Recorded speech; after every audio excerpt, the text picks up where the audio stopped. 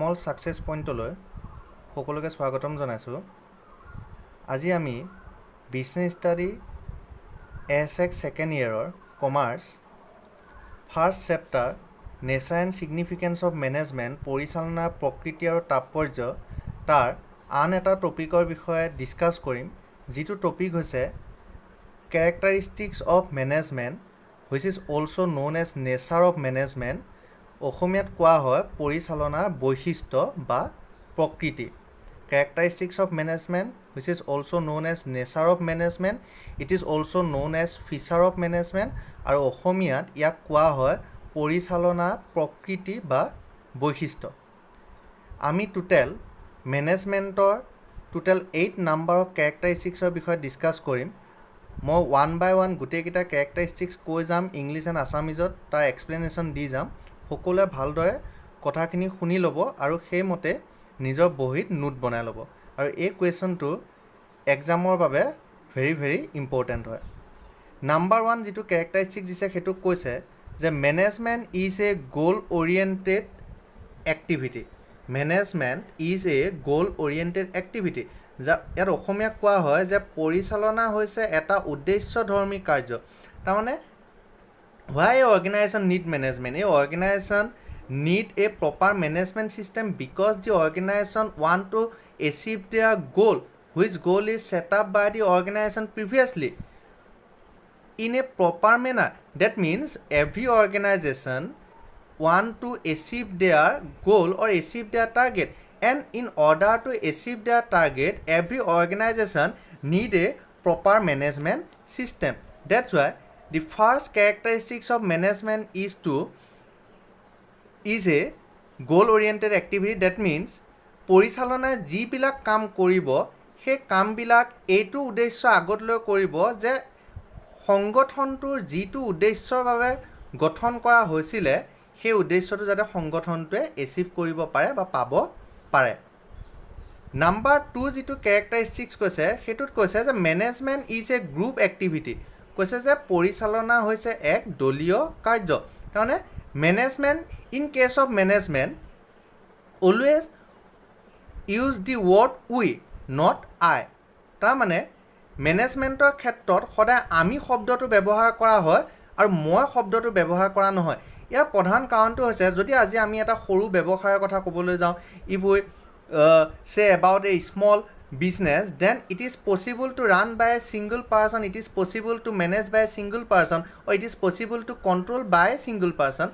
But if we say about a huge company, or if we say about a middle level company, then it is not possible to manage or control by only a single person.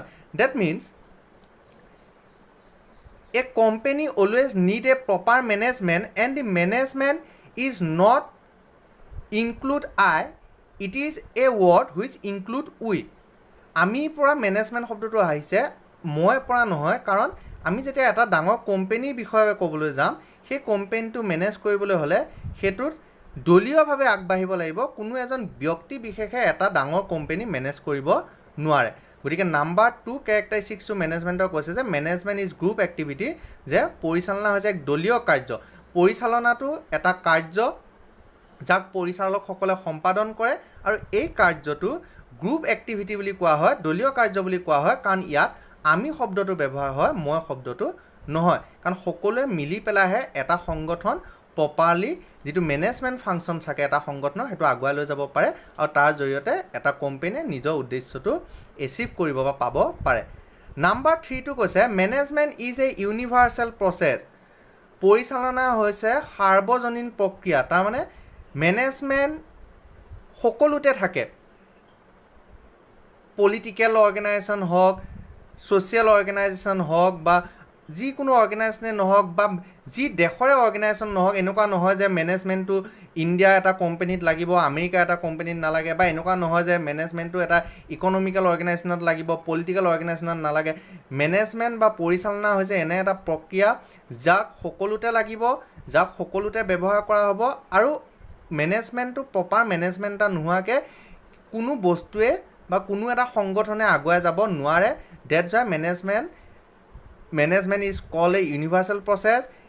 management is need everywhere by every organization.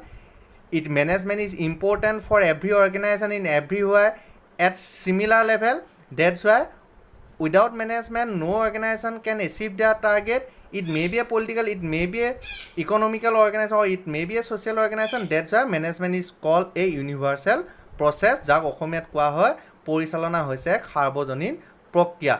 Next one is the management is different from ownership. কৈছে যে পৰিচালনা মালিকৰ পৰা বা মালিকী স্বত্বৰ পৰা পৃথক. Because এটা অৰ্গেনাইজেশ্যনত যেতিয়া যিসকল মালিকী পক্ষ হয়, যিসকল অ'নাৰ হয়, তেওঁলোকে ৰিস্ক ল'ব লাগে বিজনেছটোত. যদি বিজনেছটোত প্ৰফিট হয় তেওঁলোকে প্ৰফিট শ্বেয়াৰ কৰে, যদি লছ হয় তেওঁলোকে লছ শ্বেয়াৰ কৰে. কিন্তু যেতিয়া সেই অৰ্গেনাইজেশ্যনটোত যিসকল মেনেজমেণ্ট থাকিব তেওঁলোকে তেওঁলোকৰ যিখিনি কাম দিব সেই কামখিনিৰ বাবে তেওঁলোকে অনলি ফিজহে লয়. যদি বিজনেছটোত লছ হয় সেই লছৰ তেওঁলোকে কোনো ভাগ ল'ব নালাগে, আৰু যদি প্ৰফিট হয় সেই প্ৰফিটৰ পৰা তেওঁলোকে কোনো ভাগ নাপায়. সেইটো কাৰণে কোৱা হৈছে যে management is different from ownership. পৰিচালনা মালিকী স্বত্বৰ পৰা পৃথক হয়. In case of ownership or in case of owner, if your organization earn profit, the profit belongs to the owner. If your organization face loss, then the risk of loss belongs to the owner.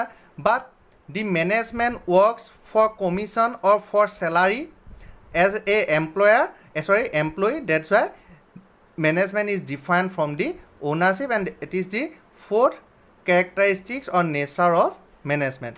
Number 5th characteristics is management is intangible. যে পৰিচালনা হৈছে অস্পৰ্শনীয়, আমি যাক দেখা নাপাওঁ.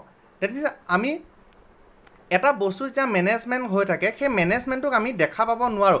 আমি খালি অনুভৱ কৰিব পাৰোঁ যে মেনেজমেণ্টটো হৈছে কিবা এটা কাম যেতিয়া কোনোবাই কৰাৰ পিছত যেতিয়া বা এটা কোম্পানী যেতিয়া ভালদৰে ছাকচেছ পায়, আমি সেই ছাকচেছটো চাই পেলাই এইটো অনুধাৱন কৰিব পাৰোঁ যে কোম্পানীটো মেনেজমেণ্টটো ভাল হৈছিলে.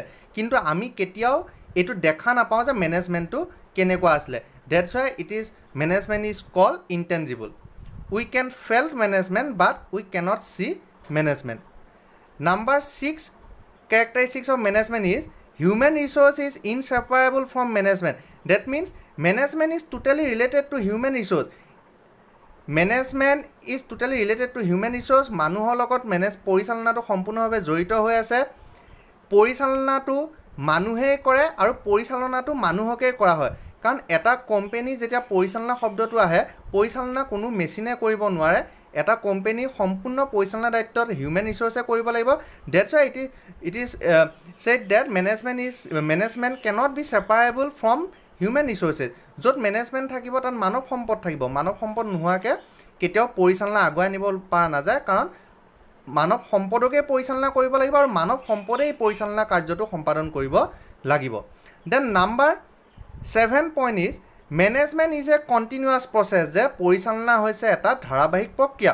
আমি যদি একদম চিম্পুল কথাত চাবলৈ যাওঁ তেনেহ'লে আমি দেখিম এনেকুৱা নহয় যে এটা বছৰত কোনো এটা কোম্পানীত পৰিচালনা প্ৰয়োজনীয়তা হৈছে তাৰ নেক্সট বছৰত নাথাকিব. Management is a continuous process. Management is need by a company in every time in their working area or in their working time. এটা কোম্পানীৰ যিখিনি কাৰ্যকালীন সময় থাকিব তাত সদায় মেনেজমেণ্টৰ পৰিচালনা হ'ব, মেনেজমেণ্ট লাগিব বা পৰিচালনা লাগিব. যেতিয়া মেনেজমেণ্ট এনেকুৱা নহয় যে কোনোবা এটা বছৰত এটা ফাংচনৰ কাৰণে মেনেজমেণ্ট লাগিলে, আফটাৰ ডেট সেই ফাংচনছটোত আৰু মেনেজমেণ্ট নালাগে. আজি হয়তো মেনেজমেণ্টৰ যিটো ছিষ্টেম সেইটো চেঞ্জ হ'ব পাৰে.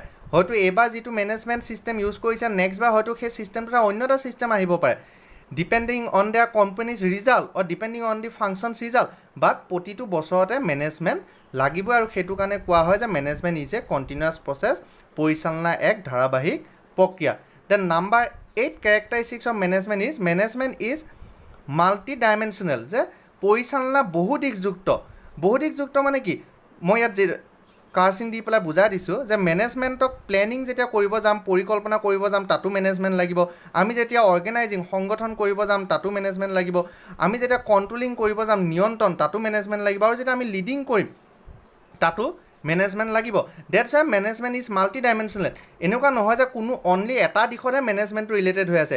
It is related planning, it is related also in organizing, it is related also in controlling, or it is related also in leading. That's why it is called multi-dimensional. যে পৰিচালনাটো বহুদিশযুক্ত. এই গোটেই overall পইণ্টকেইটাই হৈছে characteristics of management. It is also' known as nature or feature of management. এইটো এক্সামৰ কাৰণে important হয়। গতিকে মই যিদৰে বুজাই দিছোঁ সেইটো হিচাপত এই পইণ্টকেইটা বুজি ল'বা আৰু ইয়াৰ যিখিনি এক্সপ্লেনেশ্যন মই কৈছোঁ সেই এক্সপ্লেনেশ্যনখিনি প্ৰপাৰলি বুজি পেলাই লিখি ল'বলৈ ট্ৰাই কৰিবা। Thank U.